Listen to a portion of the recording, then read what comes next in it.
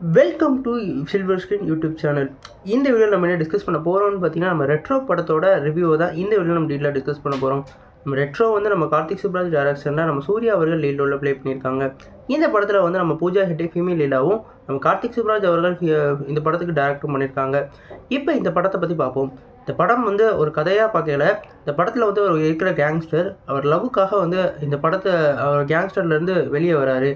அப்போ அவருக்கான அந்த பவர்ஃபுல் வில்லன் வந்து அவரை திருப்பி அந்த ஃபீல்டுக்கு இழுக்கிறாரு.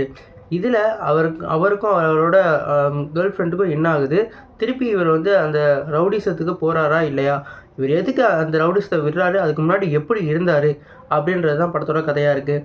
இது சிமிலராக வந்து நார்மலாக லியோவோட ஸ்டோரி தான். ஆனால் அதில் வந்து அவர் காமிச்ச ஒவ்வொரு ஃப்ரேமும் வேறு லெவலில் இருந்தது. குறிப்பாக வந்து நம்ம சூர்யா அவர்களோட பில்டப் சீன்ஸும் அதே மாதிரி அவர் வந்து எவ்வளோ பெரிய கேங்ஸ்டராக இருந்தாருன்னு சொல்லிட்டு வைக்கிற சீனும் வேறு லெவலில் இருந்தது. குறிப்பாக ஃபஸ்ட்டு பார்க்கையில் ஒரு 10 நிமிஷம் வந்து ஒரு சிங்கிள் ஷாட் ஃப்ளேமாக காமிச்சாங்க.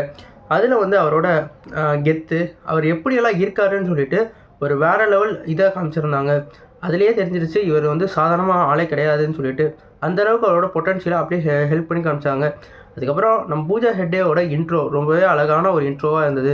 அதுக்கப்புறம் எப்படி மீட் பண்ணுறாங்க, 2 பேருக்கு எப்படி வந்து அந்த லவ் ஆகுதுன்னு சொல்லிட்டு அதை காமிக்கிற விதத்தெல்லாம் ரொம்பவே நல்லா இருந்தது. குறிப்பாக இந்த படத்துக்கு வந்து கிரிப்பான ஸ்க்ரீன் ப்ளே இருந்ததுனால படம் ஃபஸ்ட்லேருந்து கடைசி வரைக்கும் ஒரு வேறு லெவலாக இருந்தது. குறிப்பாக கடைசியெல்லாம் வந்து அந்த ரத்தம் தெறிக்க அந்த ஃபைட் சீக்வன்ஸ் வேறு லெவலில் இருந்தது.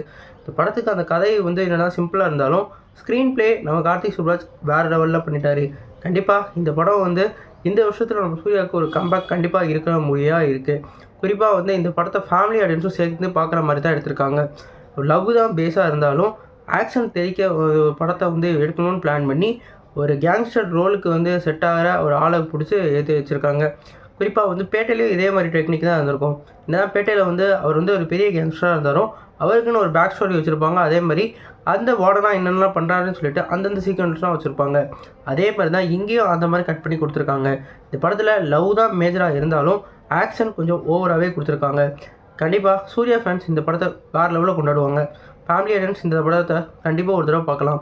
நீங்கள் சொல்லுங்கள் ஃப்ரெண்ட்ஸ், இந்த படம் பார்த்துட்டிங்களா இல்லைன்னு சொல்லிட்டு கமெண்ட் பண்ணுங்கள். இந்த வீடியோ உங்களுக்கு சாட்டிஸ்ஃபை லைக் பண்ணுங்கள். இந்த சேனல் புதுசாக சப்ஸ்கிரைப் பண்ணுங்கள். நன்றி.